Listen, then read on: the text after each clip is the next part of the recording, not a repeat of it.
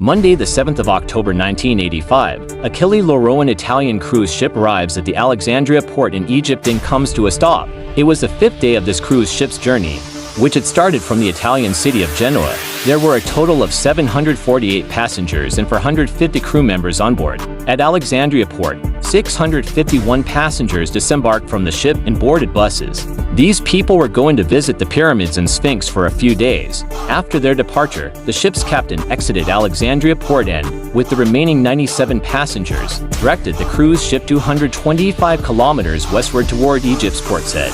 Here, 14 hours later, the tourists who had gone to visit returned to rejoin the cruise ship. Up to this point, everything had been pre-planned, but after this, things started to go wrong. After 14 hours, the returning tourists arrived at port said at exactly 10:30 p.m., hoping to reunite with their fellow passengers. However, there was no sign of Achille Lauro. Initially, they were told that the cruise ship had been delayed due to traffic in the Suez Canal, but after waiting for 3 hours without any sign of the ship, the truth was finally revealed. It was discovered that Achille Lauro had been hijacked. Welcome back to Discover TV. Among the 97 remaining passengers on the ship were some high-profile individuals. They had possibly hidden their weapons in a fuel tank, which resulted in a strong smell in their rooms. Shortly after leaving Alexandria port, they sat in their rooms using hair dryers to dry their weapons. At that moment, a waiter entered their room to serve fruit, unaware that the door was open.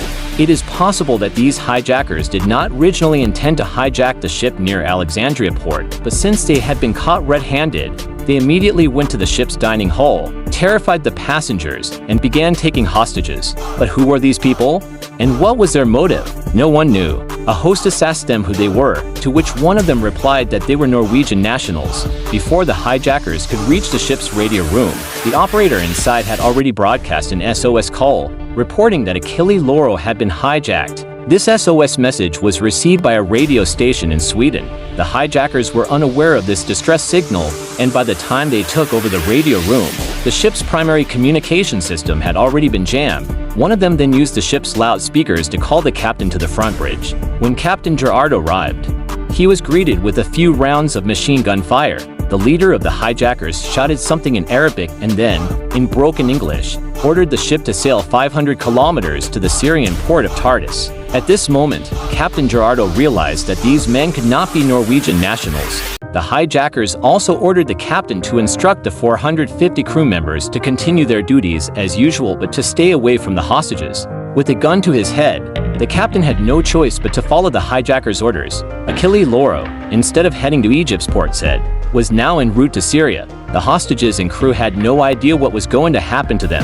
As the sun set on October 7th, the hijackers ordered all hostages to sleep on the floor. Meanwhile, the SOS message that had reached the Swedish radio station had already caused a global uproar. The Italian crisis management team was activated, but at first, they did not take the case very seriously. However, when they discovered that American nationals were also on board Achille Lauro, the crisis management response became much more urgent. For the United States, this was considered a terrorist attack, and their policy was clear: they would not negotiate with terrorists. However, the complexity of this hijacking lay in the fact that 3 different countries were directly involved.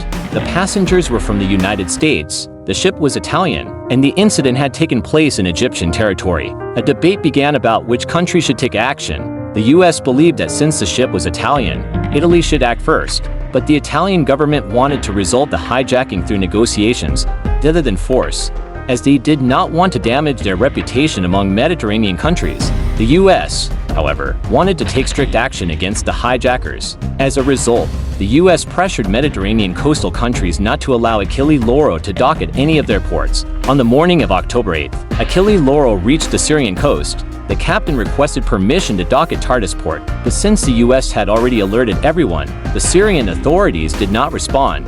At this point, the hijackers began separating the hostages based on their nationalities. It appeared they were specifically looking for Americans and Jews. They isolated 20 passengers, including an elderly couple. One of them was 69-year-old Leon Klinghoffer, who was in a wheelchair. The hijackers ordered him to move to the upper deck, but due to his condition, he was unable to do so. His wife protested loudly, but the hijackers silenced her at gunpoint. Leon Klinghoffer was furious and started cursing at the hijackers. Meanwhile, when it became clear that Syria would not allow the ship to dock, the hijackers finally made their demands over the radio.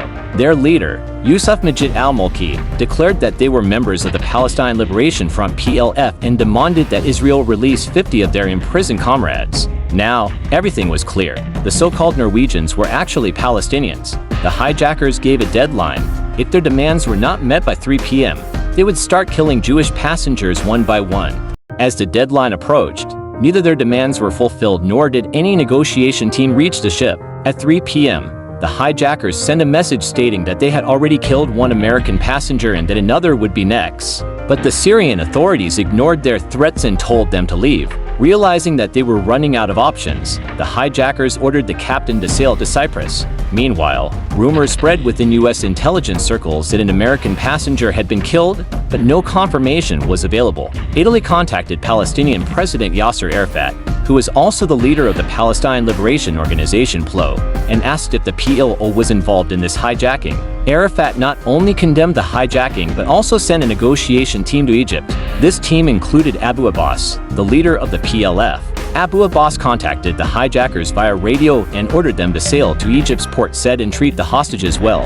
Upon arrival in Egypt, Abu Abbas apologized to the captain and spoke privately with the hijackers. Italy and Egypt wanted to resolve the matter peacefully without escalating tensions between Palestine and Israel. However, the U.S. wanted to capture the terrorists and refused to negotiate with them. Despite U.S. protests, negotiations continued. Italy and Egypt agreed to give the hijackers safe passage under the condition that they would be handed over to the PLO, which would then punish them for the hijacking. The next day, October 9th, the captain made a public radio announcement assuring that all passengers and crew were safe.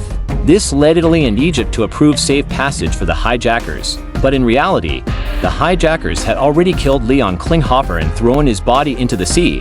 What happened next was an international chase, as the U.S. intercepted the hijackers' escape plane and forced it to land in Italy. In the end, the hijackers were tried and sentenced in Italy, with the mastermind receiving a 30-year sentence. This was the story of the Achille Lauro hijacking. Thank you for watching Discover TV. See you in the next amazing video.